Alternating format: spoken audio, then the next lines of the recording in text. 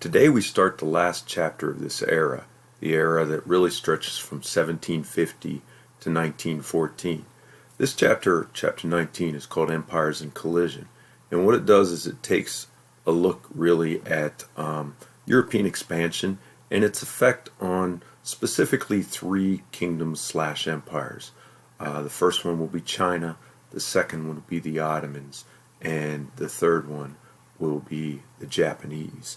And really, I think the thing you need to get out of this is how do each react to the growing European power and presence in their homeland. So we'll begin with China. China really had some major issues heading into the 1800s. Understand this is the last Chinese dynasty, the Qing, Q-I-N-G, or Qing, the way I was taught it. Anyway, the Qing dynasty were Manchus. They were from Manchuria. So many of the Chinese looked at them as foreigners to begin with. And so they weren't extremely popular. And like any dynasty, it followed a similar pattern where they start off vigorous like the Qing were in like the 1600s, 1700s. But by the end of the dynasty, corruption, growing peasant unrest, all these were problems that were compounded really by things like American food crops. So potatoes and peanuts were arriving in China, and this provided extra nutrition, which led to a vastly increasing population. And now where do these people go? Like, for instance, in Europe and the United States, they'd go to the cities. But there was no accompanying industrialization. So what happened was you started to see peasants being confined in smaller and smaller plots of land. And there was not great technological innovation. So you still had the powerful landowning aristocracy who always looked down on the peasants anyway. And they're really going to be a great hindrance to efforts to reforms. So the state and central bureaucracy just really fails to adjust.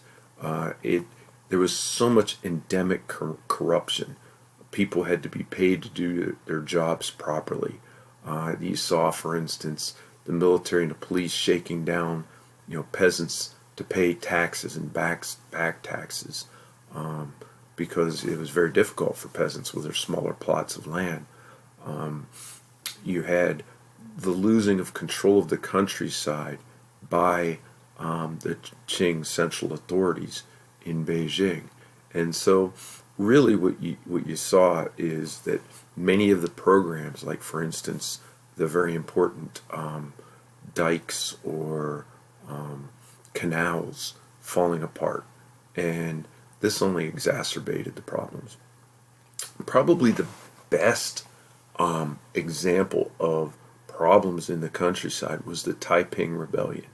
Now, many people believe the Taiping Rebellion killed more people than any war except maybe World War II, but very few people have heard about it.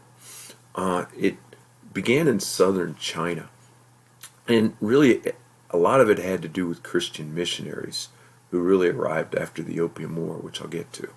But the Taipings began with a man named Hong Xiquan, and Hong, he had failed the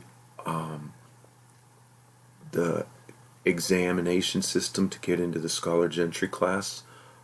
He's often described as a mentally unstable semi-Christian prophet. And he really thought he was Jesus Christ's little brother. He had been educated, or at least had contact with Christian missionaries. So he set about kind of rebelling against not just the Manchus, but the whole Confucian system. And in southern China, there's a group of people called the Hakka, H-A-K-K-A, who lived kind of in fortified towns. And their women were always kind of independent of the patriarchy of China. And they were willing converts, even formed their own regiments in the Taiping army. And so the Taipings would spread throughout really southern China and conquer almost more than half of it and rule from their capital of Nanking. And what were they a threat against? Well, as I mentioned, everything about the Confucian way. So, for instance, they would unbound women's feet and were totally against that. They were for eliminating gender barriers. They were for redistribution of the land, so even women would get a share of the land. They would actually go into people's shrines for their ancestors and smash ancestor tablets. They really rebelled against anything Confucian in the old way of doing things. So it was extraordinarily revolutionary with land redistribution, the end of the patriarchy. As I mentioned, they had both male and female soldiers. Although Hong, professing women's equality, he believed men and women should live in separate, segregated military camps. So all women in a camp in this one place and men in another. Though he himself kind of kept his own private harem of women for his use. So he wasn't a total believer in equality. But, I mean, he really wanted to shake up the system. Internal divisions would eventually doom the Taiping Rebellion. Plus, the Western governments would back the Qing Empire. Plus, not only the scholar gentry class, but the landed aristocracy were totally against the Taipings. So in the end, they were crushed. Hong, who died of, I believe it was dysentery or illness, the Qing dug up his bones and strapped his dead body or stuffed him in a cannon and fired him out of it and blew him to pieces. So they got their revenge. But it's said that the Taiping Rebellion killed maybe 20 million people. It was very, very bloody. After that, the conservatives tried to consolidate their hold on China with their examination system, but changes are going to have to be made, mainly because you got new barbarians pushing in on Europe, and these, of course, are the Europeans. At first, the Chinese and the Qing looked at the Europeans as so inferior, they weren't much of a threat. So, for instance, when the British in 1793 asked for exclusive trading privileges, the Chinese emperor responded, "We don't need your barbarian products. The Celestial Kingdom has everything we need." But eventually, the Brits would see an opening to reverse this terrible trade imbalance they had with China. If you remember the last time we really got into China, we talked about the flow of silver and how much of the world's silver supply was going to China in return for Chinese porcelain or silk or tea. And this is a time of mercantilism, and the British are the biggest practitioners of mercantilism. And mercantilism stresses that you should hoard your bullion, your gold and your silver, and you should have a favorable trade imbalance. Well, that wasn't working in China. So Britain was looking around for something to trade China. And they noticed the Chinese had long been using opium, mostly for medicinal purposes. For instance, help against diarrhea or nausea. And they usually took it in a liquid form. But nearby in the British colony of India, a more potent form of opium grew. And so they began to ship opium to China. And they would bribe port authorities to kind of look the other way. As I mentioned, corruption was a big problem. So the Chinese emperor, before long, noticed that opium addicts were everywhere and opium dens were flourishing in every city. Sons of the scholar gentry were not going to government jobs, or soldiers weren't showing up. They were laying in opium dens all day. Or even workers, peasants, were getting high on opium to kind of mitigate the drudgery of their jobs. So the emperor appointed a very honest court official by the name of Lin Zexu to kind of stamp out the opium trade. And he was good at it. He blockaded Canton and the other British ports, dumped the chests into the sea, smashed pipes, destroyed opium dens. And this would lead to the First Opium War. And the British basically said that the Chinese were interfering with free trade and property rights, which is kind of crazy. But they sent a fleet, and then they sent an army, and the Chinese were first defeated at sea and then at land and were forced to sue for peace.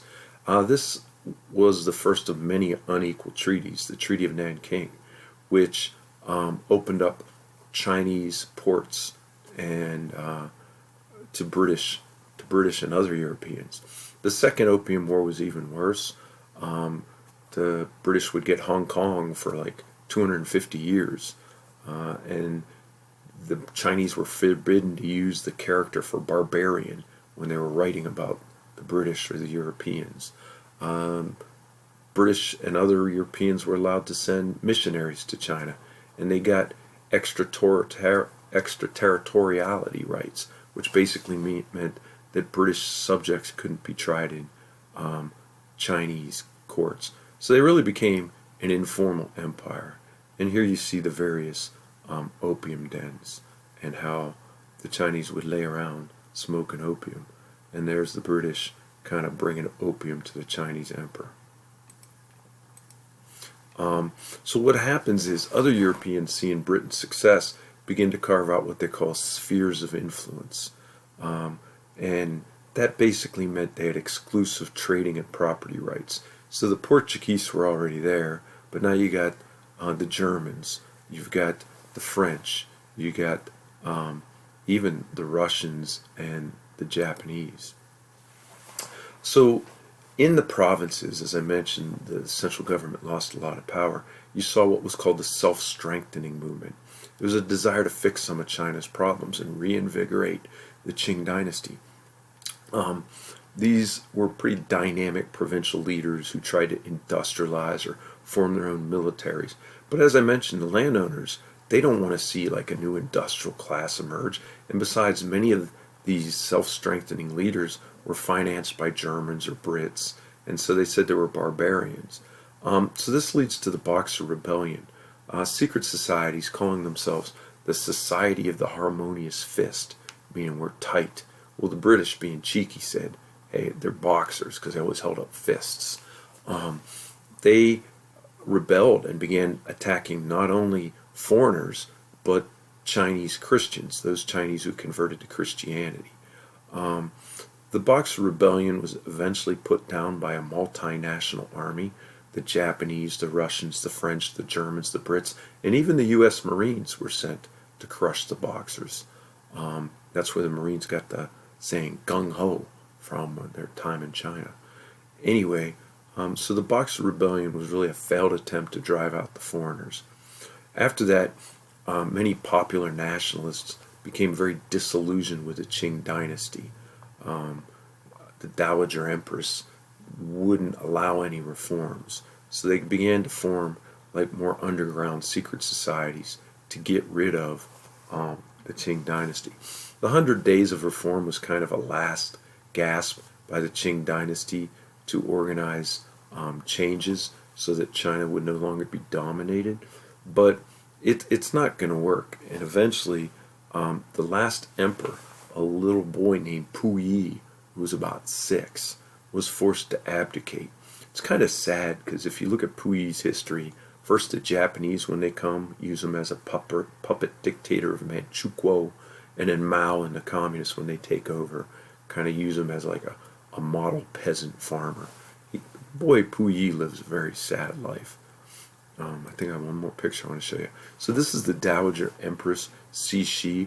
She's a very conservative, kind of ultra-conservative, in that she kind of sabotaged the reforms and the self-strengthening movement and secretly supported the Boxer Rebellion. So to kind of undermine any efforts for China to modernize and kind of hold off foreign domination. And on the left, you see a cartoon that's depicting the various, that's Britain, Germany, and France, and Russia, and even the Japanese, carving up China into spheres of influence. And so pretty much China didn't deal with it very well, and they lost really their economic and even their political independence.